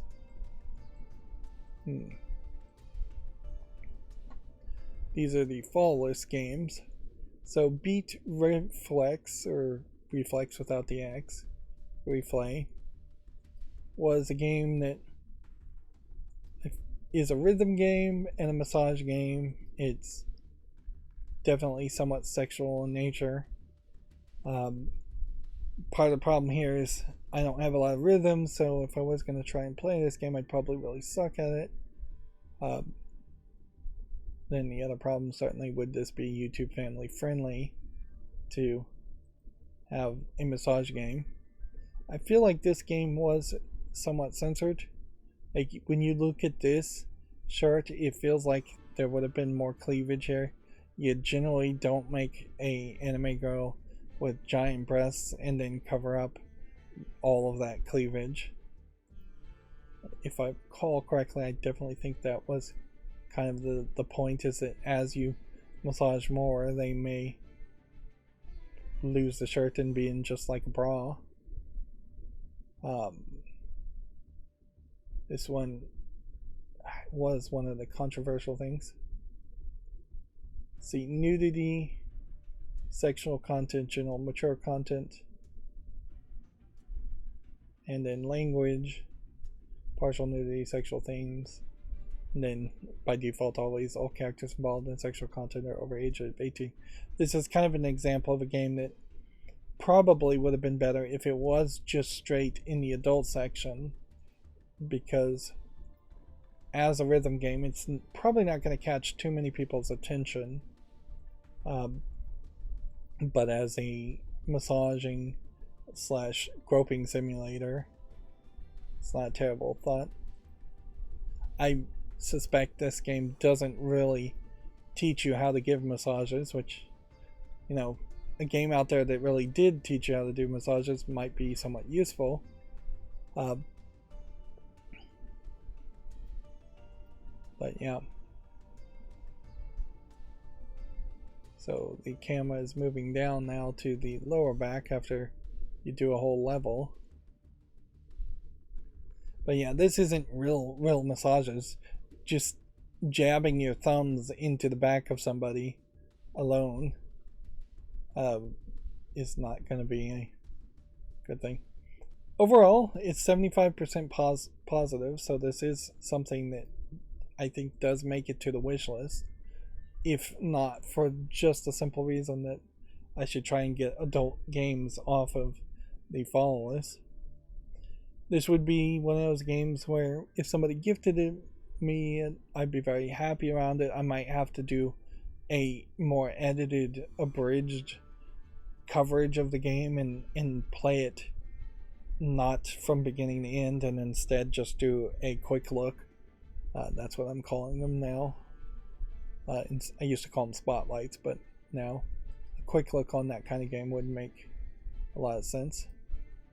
Next game on the fall list is called Beat Arena, and it's mixed reviewed, so it can leave the fall list.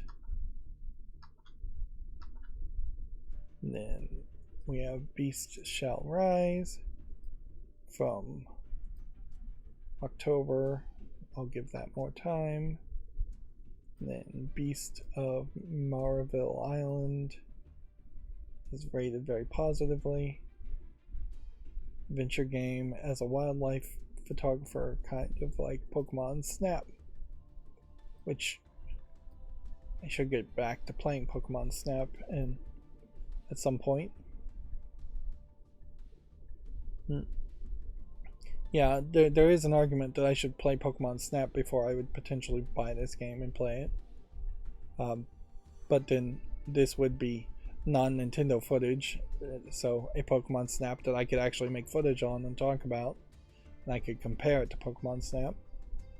Here we have a monster training RPG puzzle game that unfortunately is mixed reviewed, so it's leaving the fall list.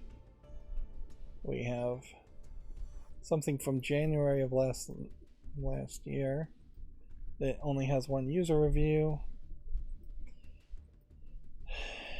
And the furry element to it, this I think pretty much means that this is not going to go anywhere. So this should just leave the fall list. People are never going to find it or play it. Beard Blade. This looks like that YouTuber, the Super Beard Bros. I know the Completionist is one part of that, I think, 3-person group. But then again, if you were going to make a cartoony character with a beard, there's only a couple ways you could do this. I'm not seeing anything here that is based on, or implying this is based on, the Super Beard Bros YouTubing group, which I haven't even seen that group. I think that's really just a sub-series on the Completionist YouTube channel. Well, regardless of whether this is connected to a YouTuber or not, it's rated very positively, and it does look like it's kind of an interesting game. So I'll put it on the wish list. Generally, I am trying to avoid playing anything that is based off of YouTubers, though. because like the Angry Video Game Nerd video game, I think I tried to play that and it wasn't very good. And I know there's a couple PewDiePie games that I don't think I've played, but they don't look particularly good. It just, in general, they're games that don't deserve coverage and wouldn't have never gotten coverage in the first place if it weren't for the fact that they were attached to a license, effectively, of YouTubers. This Bear's restaurant is rated very positively. It looks weird, but I will put it on the wish list anyways.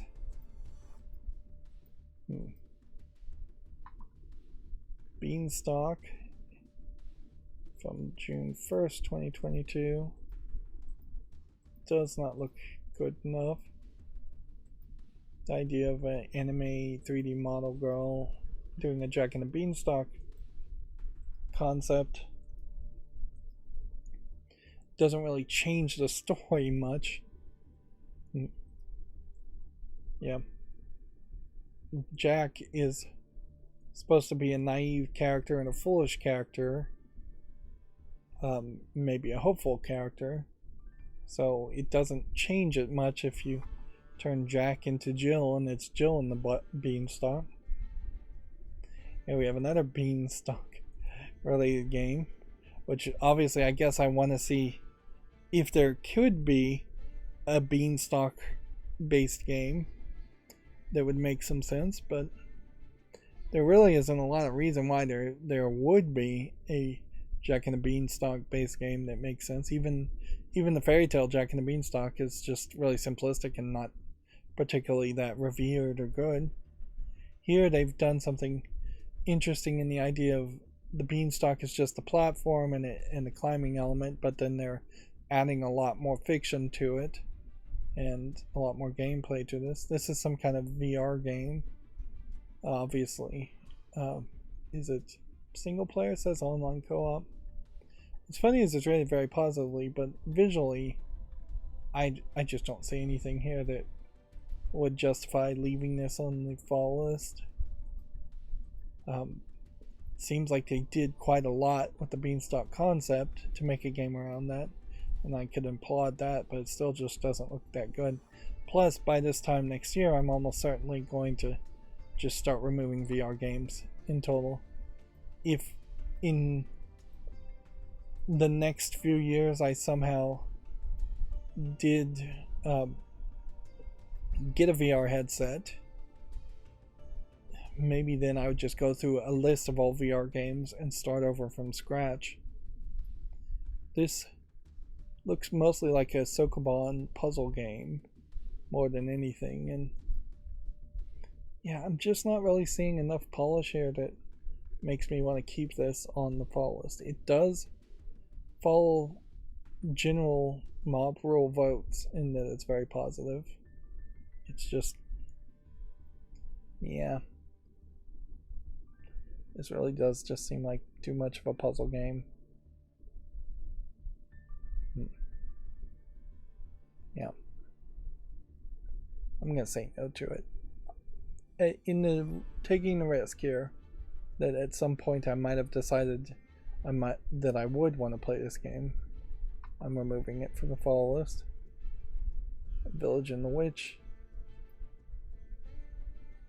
just came out. Alright, so that was the fall list cleanup, and we're only 2 hours in as a stream, which that's perfectly fine. Let's get the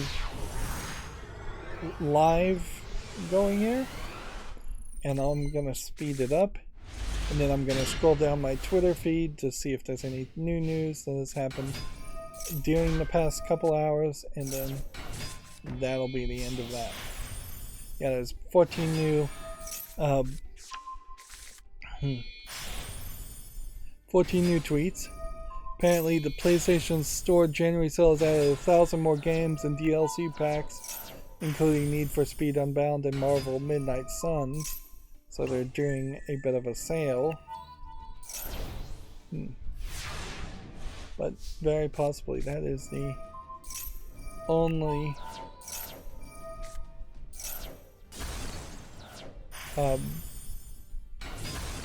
it's very possible that that is the only new news.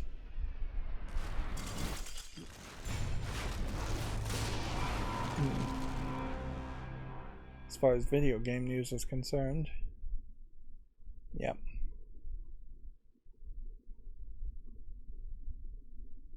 EA Sports is...